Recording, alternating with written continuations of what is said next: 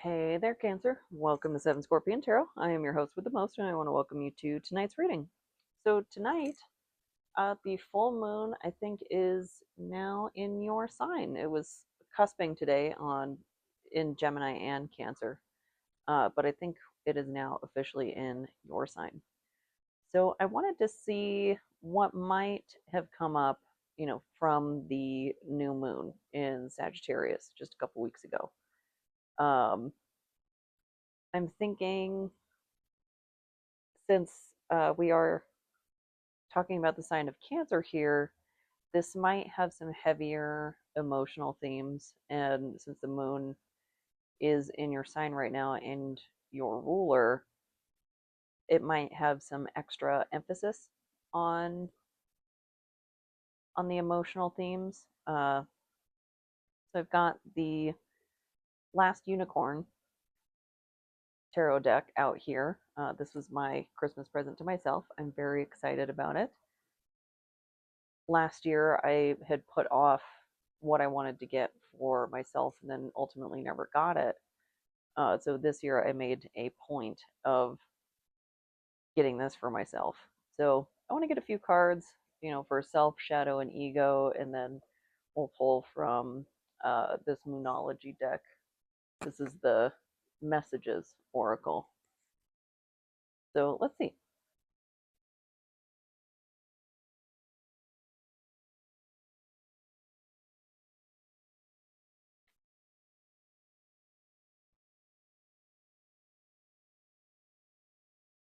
I know I've been doing a lot of emotional work, like some detachment.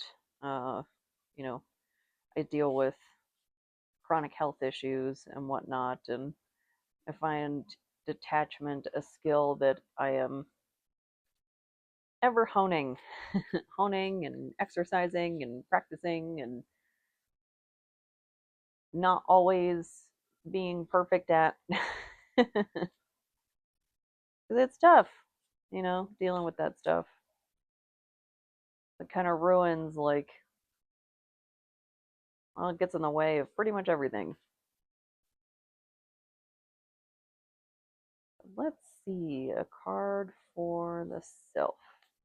I am glad that I feel well enough, though, to be doing this. That makes me happy.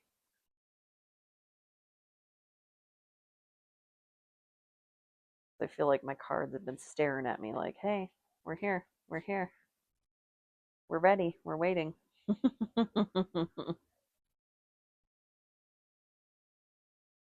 Like, I know. I just don't feel good. Can't catch the right vibe. Oop.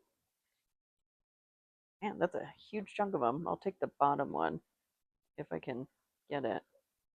They're still a little staticky.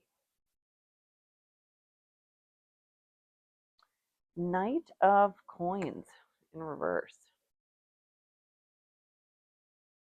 So the messenger of materials blocked. See, I want to see what the author says. Mm-mm. Open right up to that. Cool.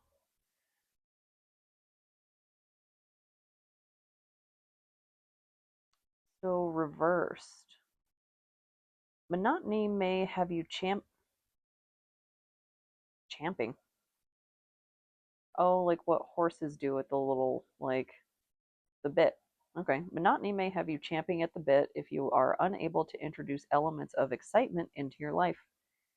If your schedule is too productive and leaves no room for your creativity to shine, you will end up neglecting an important part of yourself. An adversity to risks could be isolating you from interesting people and opportunities. Interesting. So this is in the self.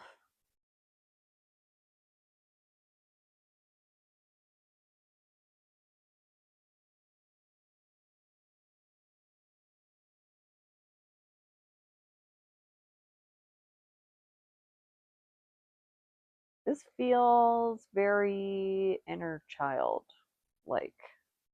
Like there's a need for inner child work here. a need for play. I'm just going to lean into my personal example of dealing with some health issues and stuff. It's not that my schedule is too productive, it's that my schedule is too wrapped up with health things. That when these issues arise, they tend to dominate my life, which is irritating. And then you get kind of sucked into the vortex of health stuff and forget to play. Like, man, I can't remember the last time I actually played a video game all the way through. It was probably either Stray or Superliminal.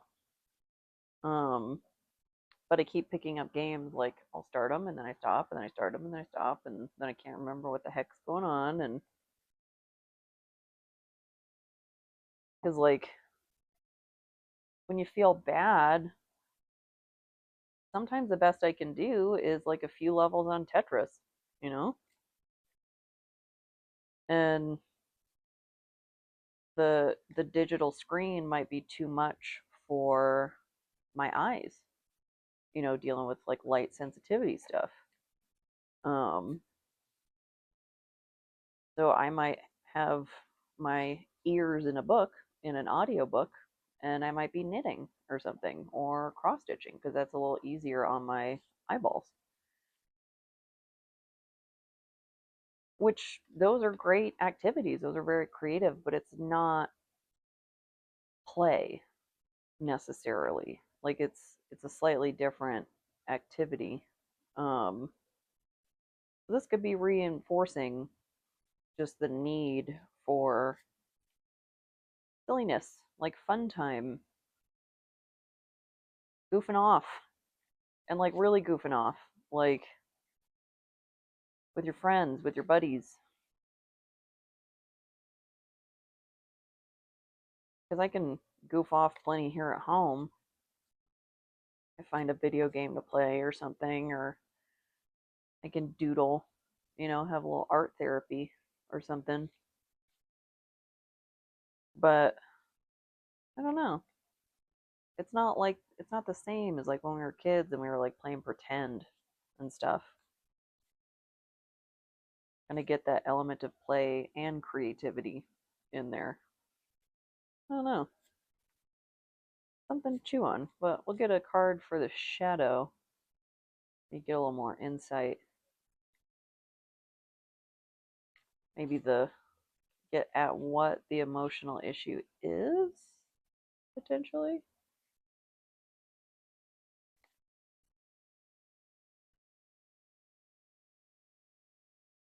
Because I'm getting a lot better at like identifying when I have a trigger, like where does it come from and what is the issue and whatnot, and how much space do I still need from that issue so it doesn't become overwhelming. And, add it to the therapy list of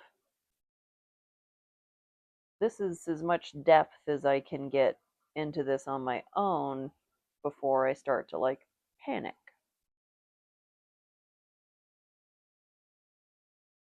Like I am a kidney stone factory, and Thanksgiving evening I had a few seizures, um,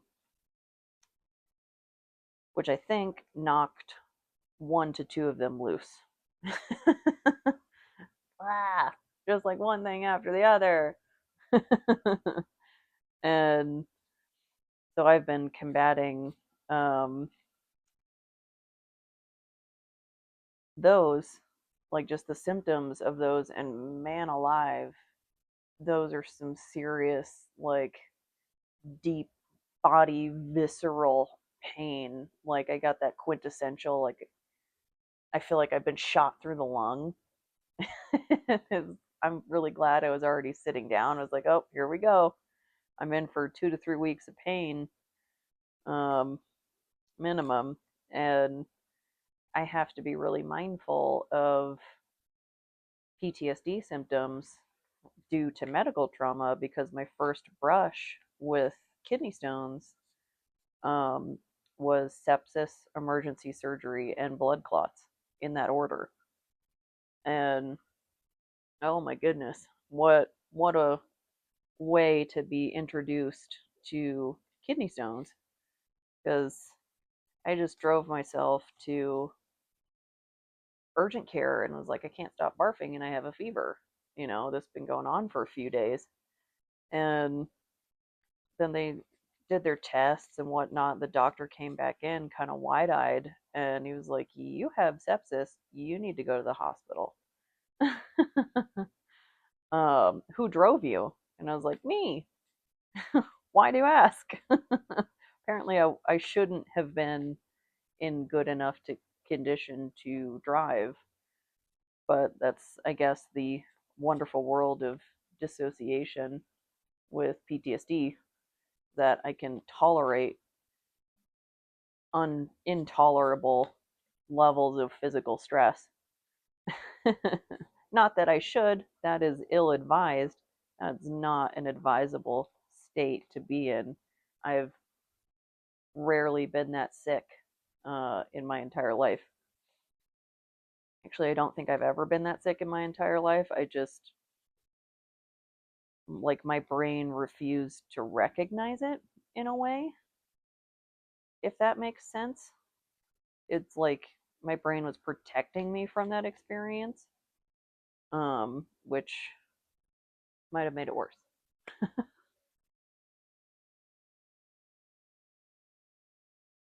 But the body and brain is amazing what it'll get you through when you're really, really in it. It's just the after effects that become really hellacious to deal with.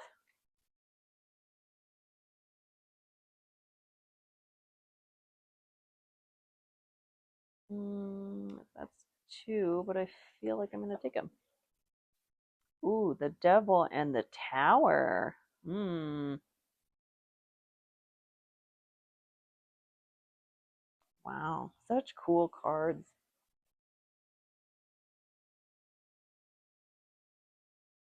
So in the shadow. I mean, I was just talking about something pretty heavy. Um, Maybe you've got something equally heavy in your shadow too that's weighing on you that is, you know, keeping you on guard and preventing you from resting, from really truly achieving the rest that you need. That, like, if you let your guard down, is it going to come back? Like, is this event going to happen again? And while understandable, very understandable position, especially when you're dealing with trauma,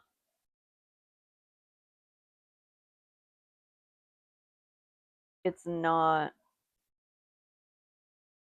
necessarily the most productive thing in the world. And I want to say that very gently. Um,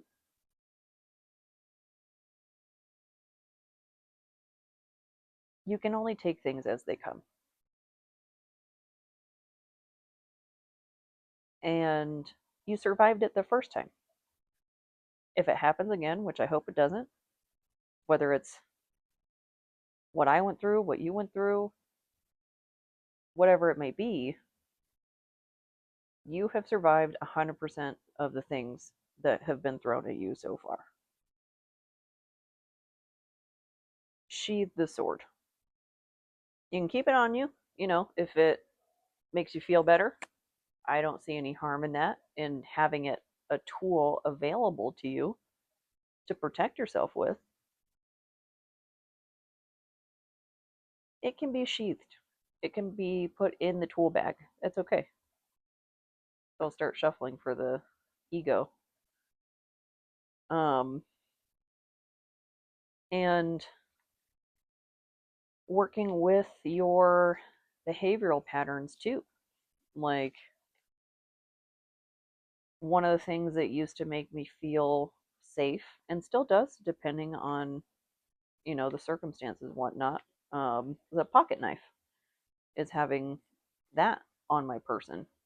That's not appropriate for every situation. It's having an object that just like in my possession makes me feel safer. Now coins, I like coins because it's got that heaviness. I can just kind of play with it, you know. Um, these as well, the worry stones, just something to kind of occupy my hands. I'm a fidgeter.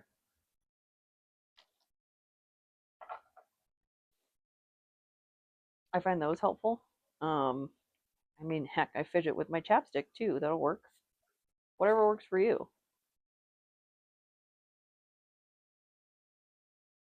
Sometimes even necklaces, like having um like a crystal necklace or something that's got the right, like, almost like a worry stone shape, and also, the type of crystal, or even the symbol of the necklace that you're wearing might make you feel safer, something like that. Whatever it takes to assuage the night.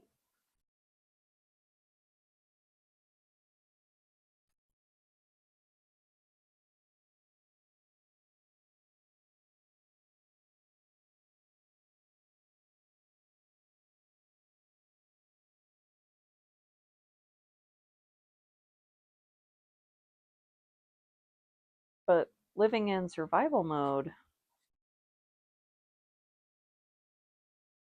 that really dominates your life. And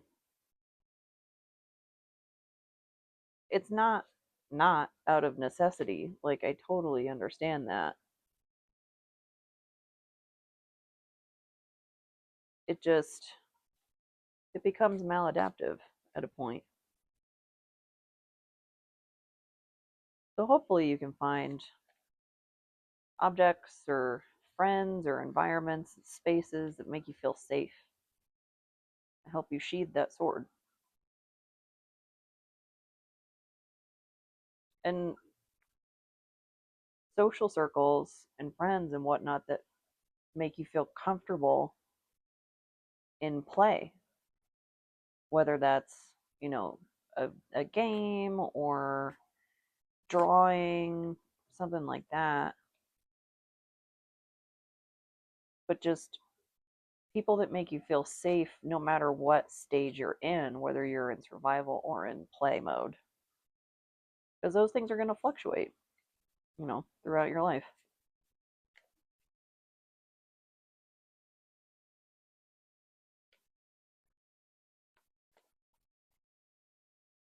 Hard for the self, or for the ego, rather.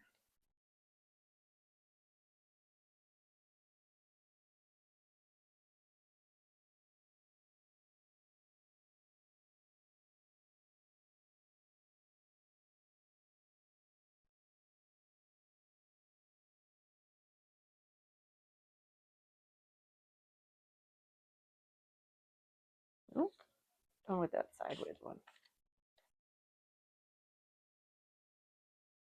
The star. I like that. I think that's good.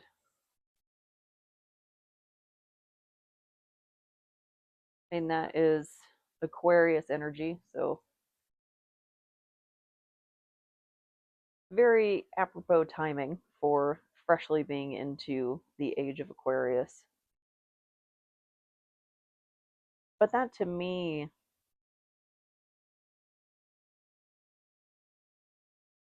shows looking forward, it looking towards hope, that you may not be feeling it in the authentic self quite yet, and seems like being weighed heavily on from the shadow, from things of the past. And don't let people shame you about that. Like, I can't tell you how many times living with post traumatic stress disorder that people have told me, stop living in the past. You got to move on. Like, blah, blah, blah. Like, I don't think you know how this works. um, like, it's kind of the nature of the disorder that I don't get to choose when I'm in the past. Like, not cool, dude. But your ego is clinging to hope. And I think that is really auspicious because I would actually kind of expect that more like in the shadow, and then it'd be the ego that would be clinging to the events of the past. So I like how this is playing out. Um, Seems like that authentic self is a bit caught in the middle between hope and despair. And devil energy too. This could be addictions, things like that. And I've seen some really sage quotes recently about like addicts are traumatized individuals with, unresolved trauma. Like, I'm not saying it nearly as wise as it was presented, but that's the basic premise, is that, addictions like alcoholism, substance use disorder, things like that, are rooted in unresolved trauma. And the star, I mean, that's what comes after the tower. And to have your ego holding on to that, holding on to hope, I think bodes success for whatever healing journey it is that you're on. Let's see, let's get a moonology card. Moons in Cancer. Thank you for the confirmation bark. That was the right time to transition into this underlying energy. Let's see. Let's see what lurks beneath the surface.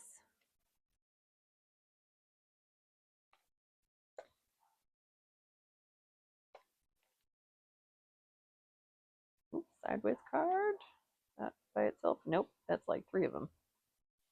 Keep going.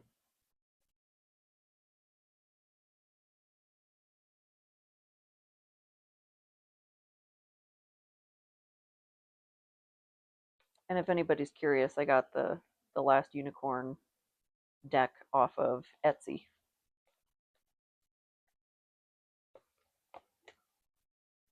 Communicate. Talk to the moon.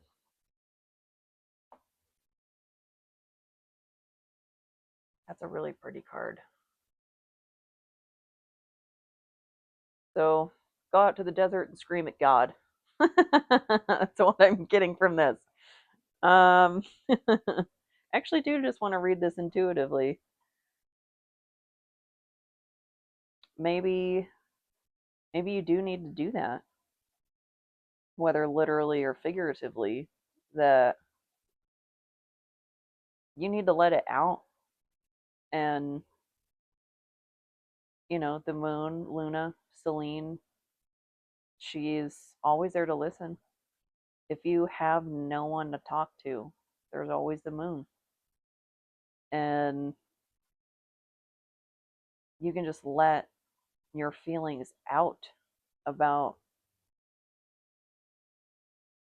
how this situation made you feel, how it left you in despair, and how much effort you've had to distribute to holding on to hope through desperate times. Maybe you need a little moon bathing. It's a little cold for that right now, but maybe not a bad idea. And if it feels silly to talk to the moon, maybe meditate about the moon, on the moon, of what the moon means to you. You know, the moon is your ruler, Cancer. So there might be a metaphor there that maybe you need to talk to the moon as your ruler, as whatever dominant figure in your life that might be weighing heavily on you, whether that's, a parental figure, a guardian. Um, it could even be an unbalanced partner or boss or something like that.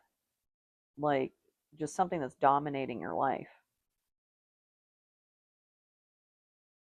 And I think doubly so since the moon is full right now in your sign. A lot to think about though. Hang on to hope though. That's that's a really important skill and it takes a long time to develop. But overall, I hope this helps and I hope this resonates. And if it doesn't, I hope the next one does. Thank you so much.